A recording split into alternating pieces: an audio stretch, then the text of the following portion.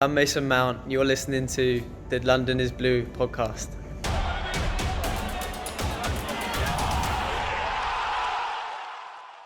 All right, Chelsea fans, we're back with a bit of a special episode, almost a bonus one here.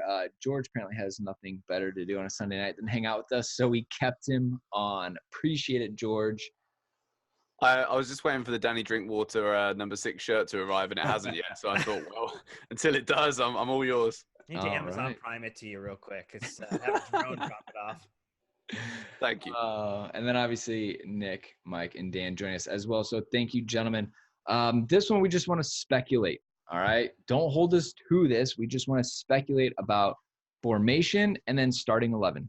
This is obviously all about fun and kind of trying to come up with what we think is going on in Frank's head, which obviously none of us know, but we can make our own predictions and come up with our own, logic and reasoning as well. So 2 preseason matches left until the preseason is wrapped up at the time of the recording. All right, formation on opening day is what I want to kick it off with, gentlemen, right? So what we've seen is the 4-2-3-1. We've seen a little 4-3-3, and then we've obviously seen the 4 diamond rhombus 2 up front. Nice. So kicking us off, Nick, what do you think minute 1 against Manchester United, what is our lineup going to be? I was thinking about this. It's a little tough to do this, but knowing that United have speed in their attacking front, especially with Rashford and Lingard and Martial if he's healthy. I think we play a 4-2-3-1, and that's probably the best way to counter some of that. I think the rhombus gets a little narrow, and if you have a bunch of speed out on the wings, Dan, it kind of makes it a little bit problematic. Yeah, I mean, especially if we'll get into lineups here, but you're hoping N'Golo Kante is healthy. If he is, he starts, and having him as a part of that to able to kind of switch between left side of the pitch, right side of the pitch to support in locking down the wings when the attack starts to advance. That's going to be more appetizing to me as a formation. That's going to be a little bit more defensively solid than that rotating for potentially like a Jorginho and Kovacic in the back, one moving forward, one kind of coming back and alternating position. And I think you might see in the next 2 preseason games the 4-4-2 again, George. But I think if it doesn't look good in the next match against Red Bulls, like we're probably going to just stick with that 4-2-3-1 the opening day. Like I think we have to start to settle on something. I want the 2 strikers to work. I just don't think it does. I think it could work with maybe Tammy and another striker, or maybe even Mishi and another striker, but the 2 of them together, from what we've seen, it doesn't work. And like you said, at the time of recording this, we've got 2 more preseason games to go. And from what I've seen so far, I'm nowhere near confident enough that games against Red Bull Salzburg and Borussia Mönchengladbach are going to make a 2-striker partnership like a guaranteed nailed-on best starting 11 against Manchester United away. Like, it's completely different gravy. So for me, it's a 1 striker up top, and I give it to Tammy. Ooh.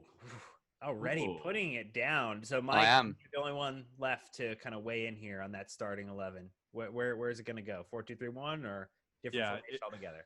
I cannot imagine playing a 4-4-2. It's got to be the 4-2-3-1. And I would agree that along with that number 9 kit, it will be Tammy up top. I think that the 4-2-3-1 is our best option. I think, defensively, you might see us switch to the 4-4-2 at times. But I think that from overall starting 2 strikers, I think Frank's going to save that for some of the lower teams that we might have a little bit of a struggle, and which we can kind of like Reading's a perfect example of.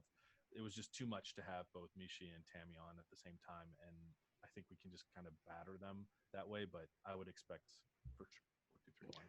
Well, we said, or Seb, when he was on the show a couple of weeks ago, said that the 4 rhombus 2 essentially was really viable when you were playing teams that don't have really good attacking fullbacks, and because otherwise you get overwhelmed with the overlap between potentially wingers and fullbacks attacking your goal. So yeah, I would assume that it'd be a 4-2-3-1, Brandon, and I think that's just where the comfort level is, and you gotta be comfortable going into Old Trafford.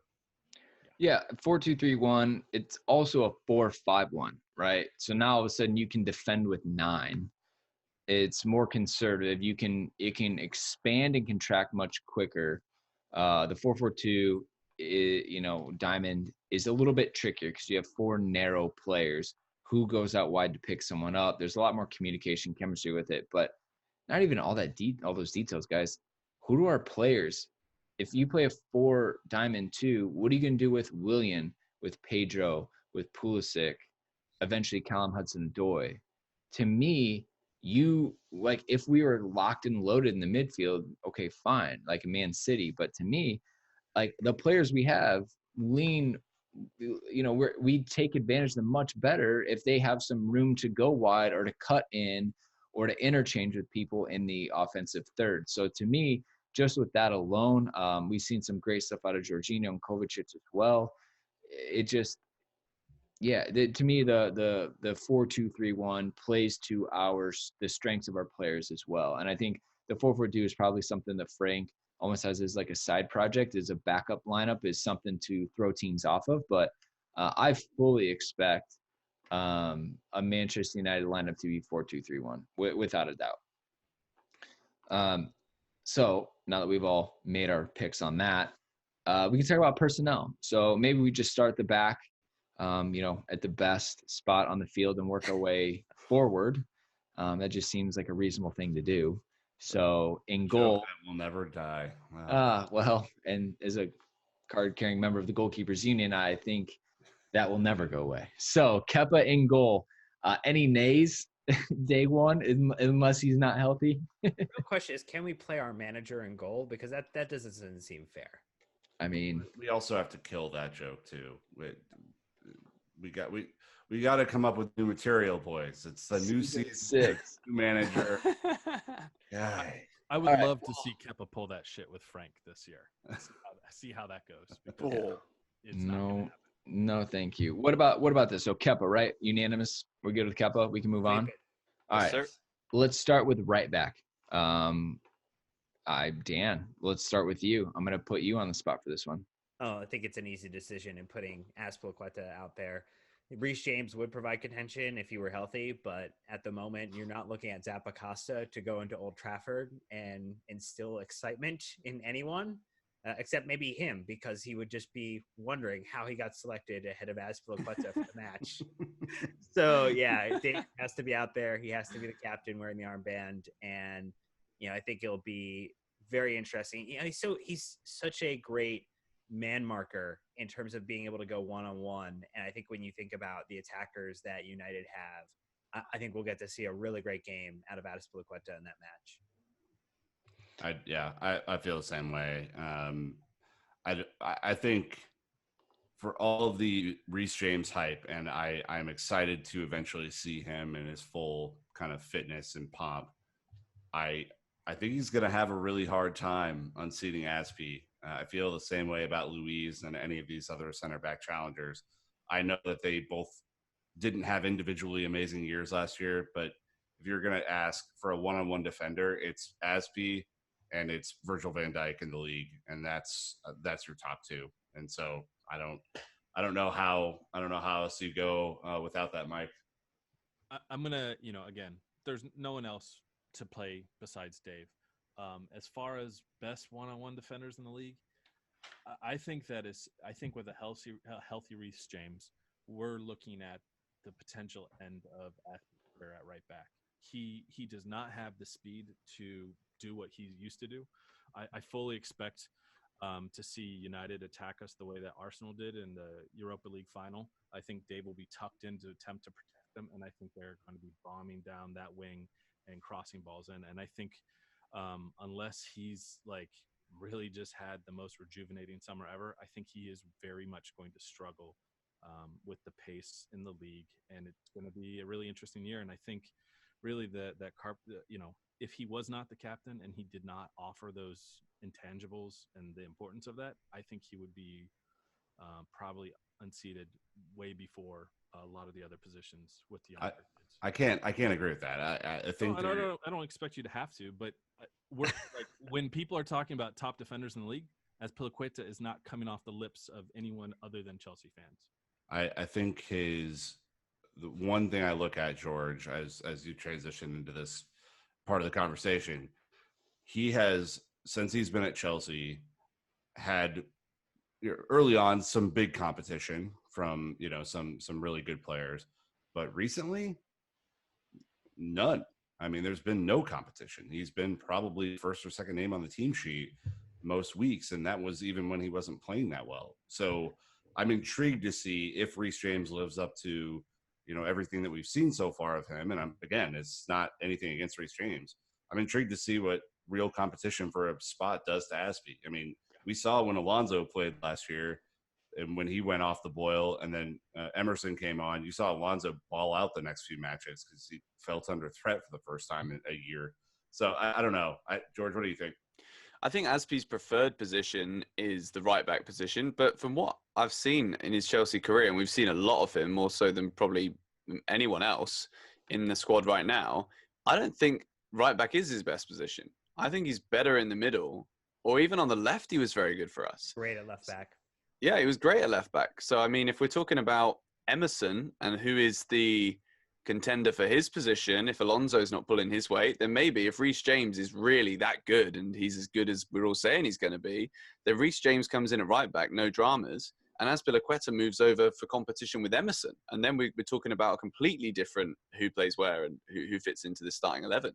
But I think for United, at least, Aspie's got to be in there at right back for me.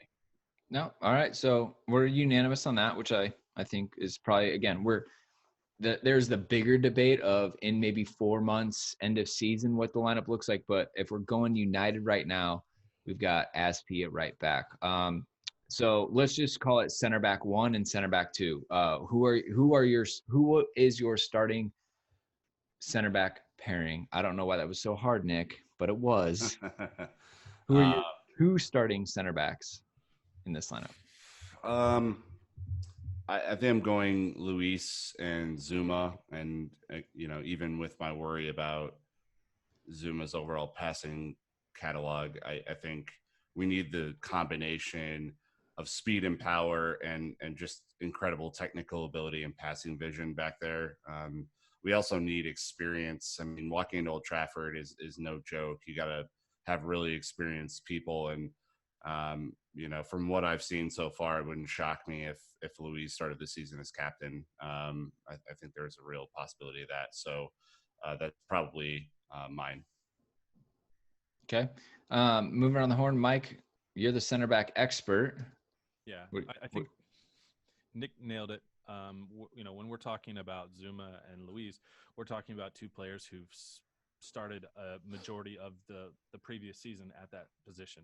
And unfortunately, I don't think Christensen has made up enough room in the preseason to unseat him.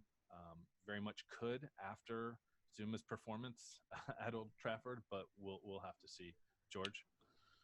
I think I agree with you. I think the mixture of the technical brilliance of David Luiz and the speed and strength of Zuma would be the best starting option.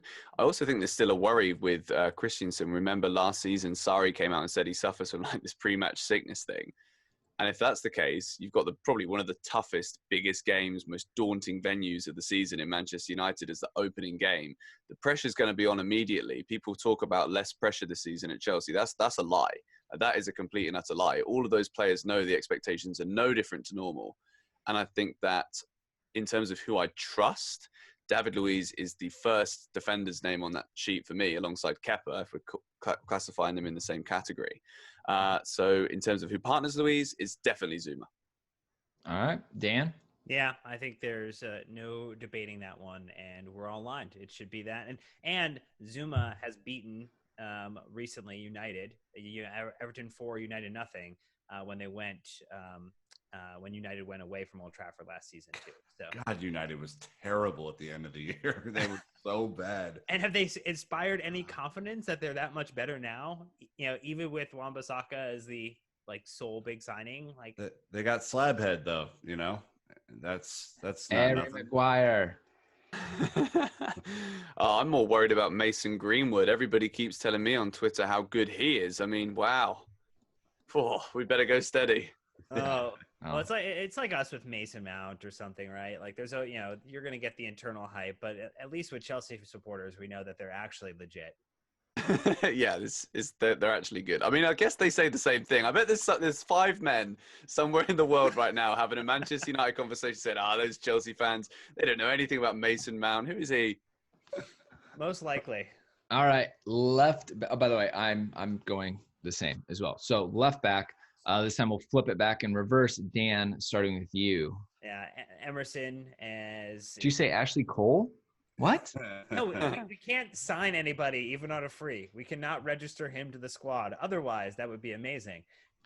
No, it has to be Emerson.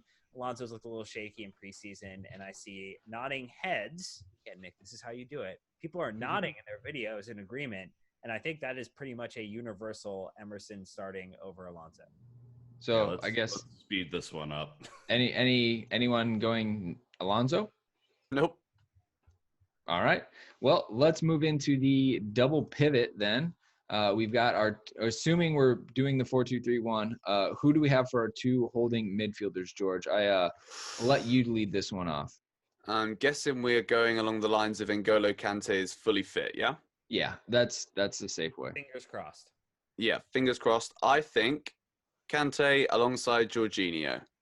I would say that Kovacic has probably been up there in like the top 3 performers in preseason, but I don't think anybody in this team. I'd play Kante up front, by the way, if I could. I'd play him in every single position. Even Kepa could. If Kepa's the manager, then Kante's the goalie. It's fine. The man after my own heart, right there. Has to be said. That's my hot take. I love him. I love him to pieces. Jorginho and Kante. All right. Nick, what about you? So my thought here is like if N'Golo's healthy, then I obviously play him. I'm worried about him though. I'm worried about him. He put a ton of miles on the last 2 years. He's done everything for us, and at 40% played and was excellent in the Europa League final, but he's not there. And I can't see a world in which he's 2 weeks left is going to be fully fit. I don't think you take any chances with him. So, that's just my overall thing. If he's healthy, I start him. But, man, I think Kovacic and Jorginho have looked pretty damn good back there right now. And they probably have the most chemistry coming out of preseason together. So that's where I would go. Okay, so for United, you have Kovacic and Jorginho. Mike? Yeah, I would agree. I don't think Conte will be ready. And, the only thing to add to what Nick had to say really is you can maybe a little bit control the narrative if, Conte's not there to kind of just say, look, we don't have everyone, hold off a little bit more hope depending on that result. But I think Kovacic has earned a spot. And I hope, why do we always have to have one player playing on a single leg in European finals? It's just like, I just want to see Conte healthy, and I don't care if we have to lose him for a couple games to ensure that he's 100% ready to go back, Dan. Yeah, I mean, I think here's my thing. I would play him in Old Trafford and make sure that he doesn't play in the Super Cup a couple days later. I think if he's available, points against top 6 sides are so hard to come by. And if you can go away into Old Trafford to start off Frank Lampard's first Premier League season at Chelsea with a win there, those are 3 tasty points at the end of the season. Might be the difference. Even 1 or 2 of those points might be the difference between beating them out for a top 4 spot. So as much as I definitely understand the concern, and we kind of are thinking about N'Golo Kante from a bubble wrap perspective, like don't let anything bad happen to him. He's also a professional footballer, and he, along with Frank and the medical squad, will make a determination on if he can actually play and is fully fit for it. And Frank did have positive comments heading out of this Reading match saying that, it looks like the rehab's going good. They'll check in at the end of the week, and they'll really kind of be able to take direction then. Yeah, but his availability is different than every other player's availability. His availability is like, cool, 60%, throw him out there. Because he's a machine. And that's what I worry about. I think if you're Frank, Brandon, you have to be ultra protective. If there is a player that you need in this long ass season that you're about to embark on, it's him. It is him. Here's my thought. And I'm not on the medical team. I don't know what's going on. But my understanding, if it's a knee injury, it's all about pain management and pain tolerance. It's not muscular where he could re-aggravate. And so my assumption is if the medical team says, yep, you can play, just a matter of does it hurt or not, then it's up to him. I'd say with Frank, post-transfer ban, Manchester United, you go out and you get all 3 points, and then you can shut them down, at least to start momentum. So it sounds like Nick and Mike, you guys are a little bit more cautious. Dan and I, and potentially George, we're rolling the dice a little bit. I think we have a little bit more appetite for, N'Golo Kante getting out there. For me, it's all about optics and getting the fans behind the team right out the gate too. So, again, just a different perspective on it. Of course, he's important. He's now our only world-class player. Now that Eden is left. Kept edging his way up there. Potential. We're saying right now, world-class. Number one starter for Spain. Yeah, could get into any team in the world is N'Golo Kante. All right. Real quick ad break. When we get back, rounding out the top 4 attacking players. All right, here we go. So now we're down to the front 3 in the midfield. All right. So we can go at 3 at a time, right? We can just give 3 names and run. Yeah. All right, perfect. Mike, since you're our attacking expert as a center back, what do you think there, guy? I'm rolling the dice a bit. I'm looking at a Willian, Barkley, Pulisic lineup, and I think it's a little bit out there. I think Barkley might have earned the spot, and I honestly have no idea what's going on with Willian. But my thought is, the man comes back in, plays on the left, Christian on the right. Willian remembers who he is and has a number 10 kit and just plays out of his mind, scores a hat trick. I don't know, does something to get plus double-digit goals, but I don't know. I kind of feel that that's in my gut. Maybe that's what's going to happen. Interesting. Dan, what's your front 3? Or not front 3, middle 3? Yeah, I think if Willian has really a very limited time, and we're looking at 2 weeks to be ready to plug and play into the side, it could be where he's not up to full fitness, have been rehabbing that knee, kind of just gets back into Cobham. I'm more of the mind that it will probably be what we've seen so far, which is the Pulisic, Mount, and Pedro combination as that attacking 3 that kind of sits behind our striker. And I am super excited that Christian would be starting a Premier League game of that magnitude his first time. I think he's up for it. He's got the great mentality. Mount obviously has looked in very fine form, and Pedro just has that incredible ability to be an Energizer bunny for 90 plus minutes of football. And annoying attackers or annoying defenders is something he would do exceptionally well, which is going to be great because that defense is suspect. So suspect. Where do you have Pulisic and Pedro? Right and left? Which one? Pulisic left, Pedro right. All right. George, what does your middle 3 look like? I've been listening to all of you give yours, and as you have, I've been changing my mind simultaneously. And I'm just going to throw this out there. What about Pulisic, Barkley, Mount? Absolutely. Why don't we? Mason Mount was incredible at Old Trafford last season, and he's got so much energy. And if we can really rile and rattle that Man United defense with those 3 players, with Barkley's strength in the middle, with his ability to be able to shoot, I think we could give them so many issues. I think we could scare them with that 3. But then again, you could always just say stick Pedro in there because it's an easy thing to do. But if I was Frank, I'd try and make a statement. It could go very badly wrong, and it could look really bad if it does go wrong. But we're not talking about a great United team here. They're not great. Yeah, and look, some of the best players are being sold still. They could still lose Lukaku. They could still potentially lose Pogba. They are very much rebuilding. My only follow-up question is Pulisic on the left or right? Pulisic's on the right. Okay, and Mount would be on the left, probably cutting in. Yeah. All right. I guess Nick, you're up. I'll take last. Yeah, I'm going with a different combo. I think this is really interesting, actually. Zappacosta? What? Yeah. Kennedy? And Kennedy? We haven't got the striker yet, Brandon. Please, still time.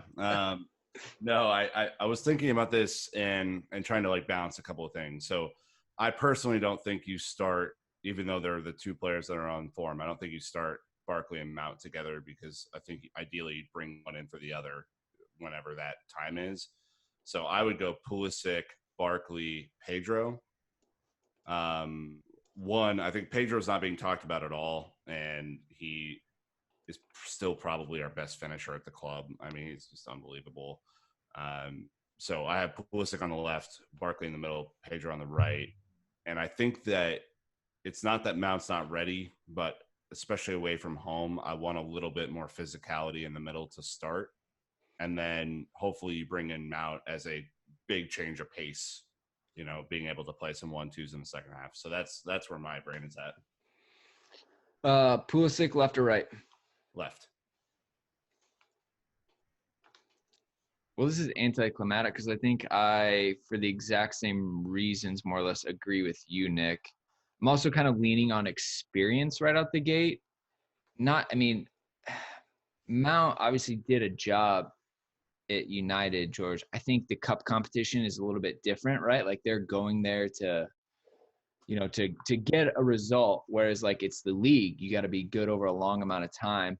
So just because of that, I'm leaning on Barkley and Pedro to start. I think Pulisic is ready to go. I think Willian, we still need some things to figure out. He's not even in the squad yet. Like he's a few weeks out of kind of integrating because he's never even trained with Frank at this point. Because then you have a really like every single player in the lineup outside of Mount and even Kovacic.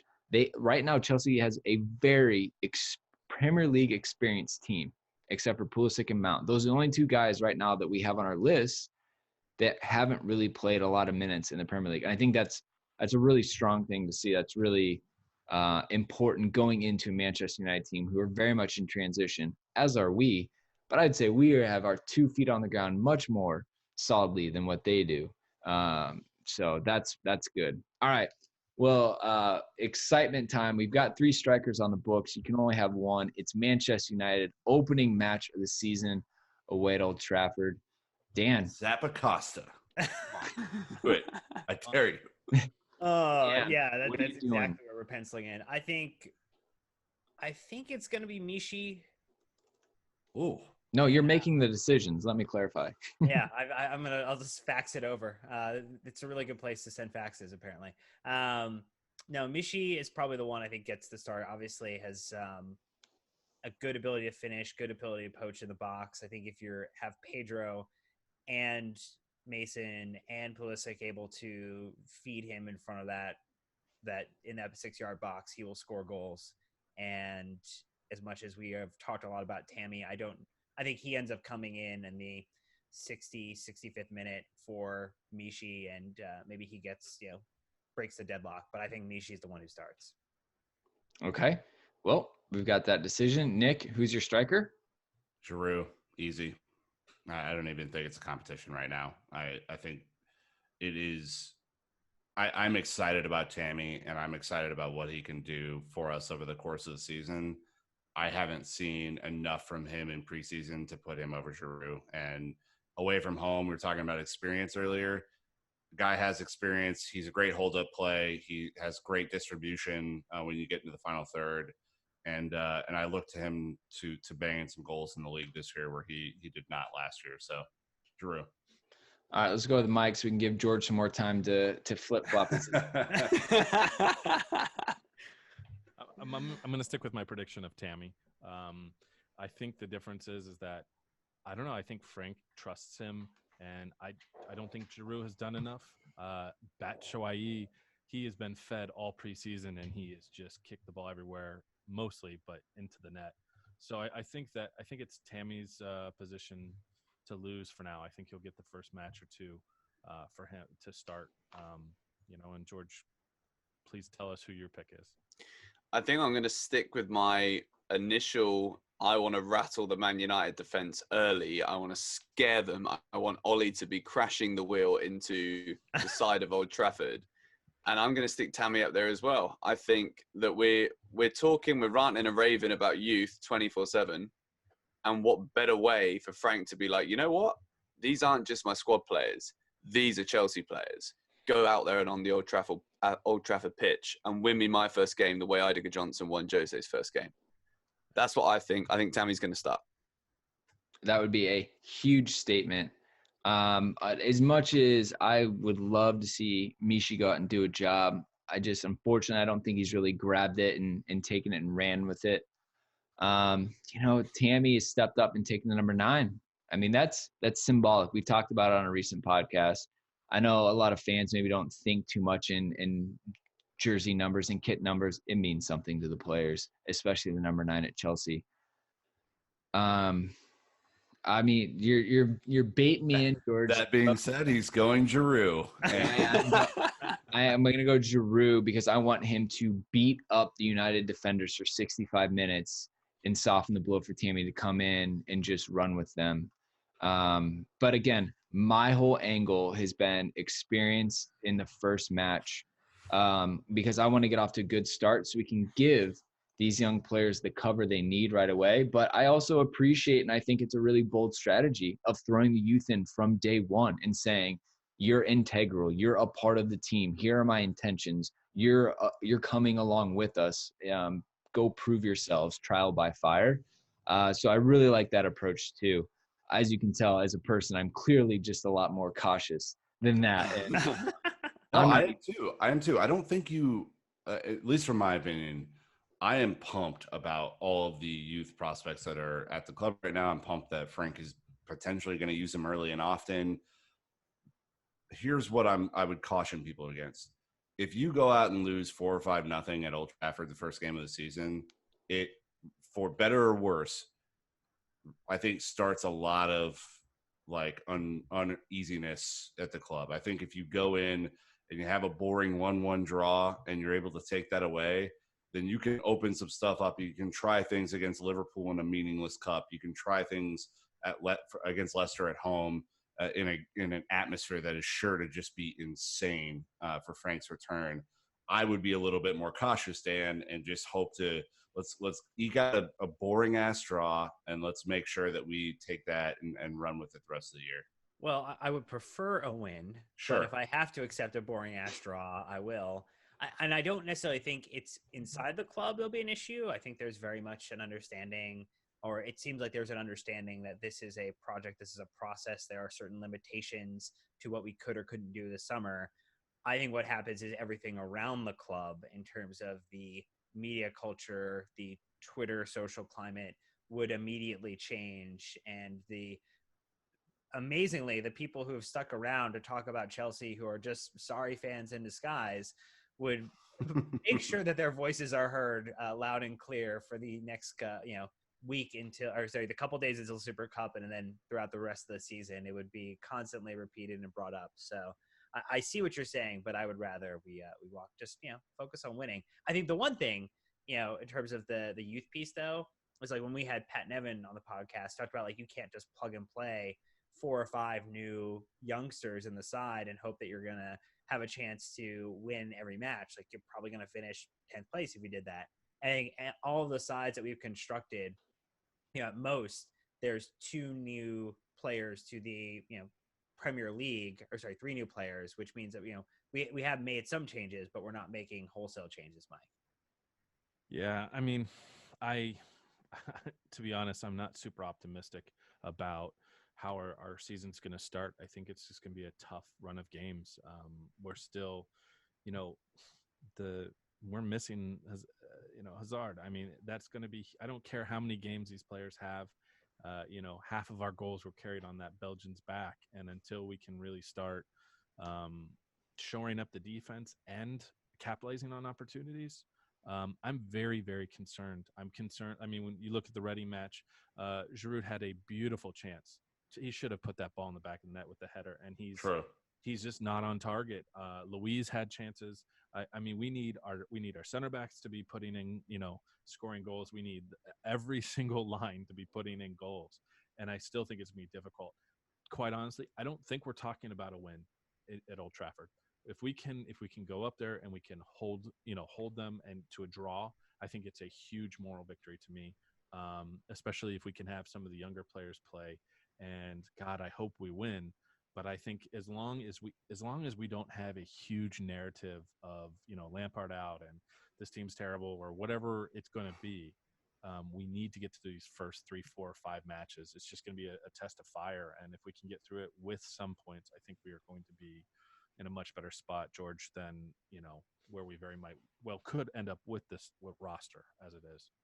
Like you said, it's a tough start. It's not like we've been handed the beautiful draw of a couple of promoted teams in the first 2 matches to say, there you go, Frank, here's 6 points. Here's a nice little tasty, optimistic injection for you from the rest of the Chelsea fans. We are literally thrown in at the deep end. And the more we talk about this, the more I'm thinking that my lineup is actually the worst thing I've ever said on the internet. But no, I honestly do believe in them. I've been a voice of optimism all over the internet this summer. And I think it's because Frank is literally my childhood hero. And I don't want to believe any other narrative than this is the beautiful moment of a future dynasty of one manager for like 7-8 years. I want to believe that. It's Chelsea, so I highly doubt that it will be. But I do completely understand the tread with caution start. But I also think that Frank has said a lot about the youth, and there is no bigger statement. Even, we're talking about like coming away with a boring draw. Who says it's going to be a boring draw? Who says that we don't just stick all of these fast, youthful, dynamic players in there and we come away with a 3-3? Like, it's all hypothetical. True. We're all speculating. Well, yeah. I was also assuming that our defense would hold them to 1, so that's hilarious too. I think we all were, really, but well, it's interesting though, George, because you traveled away. Like if it's a 3-3 or it's a 1-1, a result at Old Trafford is typically a good thing for any Premier League team season, right? Yeah, absolutely. The added narrative here is that it's the first match of the year and everyone's going to be way overhyped. Like, my thing is not like to bring anyone's expectations down. It's just to say, like, this is step 1 of 38. Like, there are 37 more to go after this. And if you get a result at a place that's really hard, that we haven't had a result in a couple of years, I'm pumped about that. And it may not be the win that we all want, but that's not a bad result. Yeah, for sure. Right. It's, it'll be interesting to see. I think you're going to get a really big idea of what Frank's vision for the team and how they play are. He very well could come out attacking. And I mean, that man has nothing but confidence. Like, he was thrown in as a youngster and did it. I think he's probably going to do and expect the same from our Chelsea youth. And I think, George, you're not the only one who's been pushing the youth agenda, or I'd say supporting it, right? Supporting the opportunity. Look, Chelsea fans, at some point with the youth in there, we're going to get punched in the mouth. And either we continue to support them or we turn our backs on them. And I think that's also a critical piece for us as fans this season, is to give them the time, let them understand they're going to make mistakes, get them to the point where they, can have a run of games, be consistent, perform at a level that we want them to. But that's also like a unique dynamic that it's going to. And plus, we can't complain to the board for not signing players. Can't look ahead to January. Like, you got nothing else. This is it. This is what it is. I think it's one of those things where for the last 15 years, we've been blessed with money. We've been blessed with a spine of a team that was as good as anything in Europe. When you look at Cech, Terry, Lampard, Drogba, we don't have that anymore at all. But we do have somebody who is as Chelsea as we are, and it's currently 12:30 at night. So I think we're all pretty dedicated to the cause, even though it's a bit earlier where you guys are. It's somebody who is looking at those players like Mason Mount coming through. Even let's remember Ruben as well, for example. These are Chelsea players who have been looking up to this man, and now all of a sudden he is going out there and he's literally offering his hand, saying, "Go out there. You are my player. You are our player. You're a Chelsea player." Like, there's absolutely nothing more that could be better than that for any of these youngsters. Like, it's the perfect recipe. It's like it's going to a 5-star restaurant and being served like the best whale caviar you can get. For these guys, they just got to go and snap it up in their mouths and just do it. And I agree. I'm ready for them to fail, and I'd rather it was like a 1-1 draw away at Galatasaray and we should have lost 7-1, than getting smacked against Manchester United. So again, Right. maybe we could start Giroud and Pedro and Willian. I don't know. I hear you. At the I end of the love day, it though. Honestly. if we I think we'll walk away with a win. I don't know. I think the ampness that Nick talked about, I think they're going to channel that to a surprising victory. You act like United's not going to be amped though. Like everyone's going to be amped. It's first game of the season. Like you make a ton of mistakes when you're amped. I want them to be calm. Like just level out a little bit, and I think we're fine. Like Yeah. a draw. If we get a draw at United, you want to see the hype against home at Leicester. That's where you save it for. I agree. Yeah, a lot of electricity. It was Stamford Bridge, and obviously, I think there'll be huge amount of away fans there as well to kick the team on, as there always are. So, anyways, George, thank you again so much for being generous with your time. We really appreciated it. Thank you very much for having me. This has been a great way to spend Sunday evening. Appreciate that. Obviously, Nick, Dan, Mike as well. Thank you so much. Chelsea fans, we had 2 more preseason matches left. I'm assuming this goes up before then. But anyways, whatever, you figure it out. Let us know what you think about the formations. Let us know what you think about the lineups. Where do we get it right? Where do we get it wrong? Let us know what you think, because that's all we do it for, is just to get the discussion going, and then we want to keep it going with all of you. So until next time, Chelsea fans, you know what to do. Keep the blue flag flying high.